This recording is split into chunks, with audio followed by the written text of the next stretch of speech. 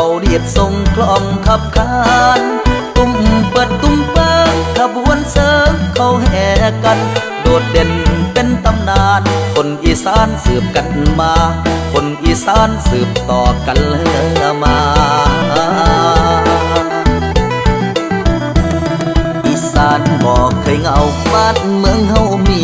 แต่มวลอยู่ใส่แล้วแต่ล้วนมีแต่มวลกันเฮฮาบุญน้อยและบุญใหญ่ขึ้นปีไม่ออกพรรษาส่วนเสกและเฮฮามวนกันมาตั้งแต่ปางใดมวนกันมาตั้งแต่ปางใด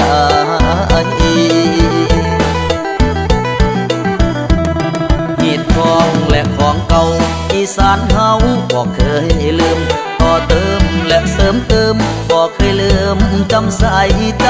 พันผูกและปลูกฝังมาแต่ครั้งปู่ย่าตายายกี่กับกี่การผ่านไปบอกเงือดหายจากคนอีสานบอกเงือดหายจากคนอีสานมวนเด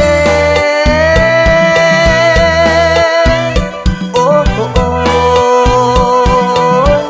โอ้โอ้โอ้โอ้โอ้โอ้นอโอ้โอ้โอ้โอ้โอ้โอ้นอสุรินทร์ละเขามีงานสร้างทางอุบลละแห่ต้นเทียนใหญ่ยะโสงานบุญบังไฟอีกงานไม่ละทางเมืองขอนแก่นเมืองเลยแห่พีตาโคนเมืองสกลแห่ปราสาทเพิงงามหลายโอ้ยเป็นตาเบิงไหลเรือไฟและพระธาตุพนมพอแล้วบ่แพ้101พอแล้วละบ่แพ้101บุญพระเวทงามตาหน้าชมได้กินละกะบุญขนมได้กินละกะต้มขนมมวนคักแน่ย้ำแห่กันร้อนละเป็นตาอ่อนซ้อนเด้เมืองอีสาน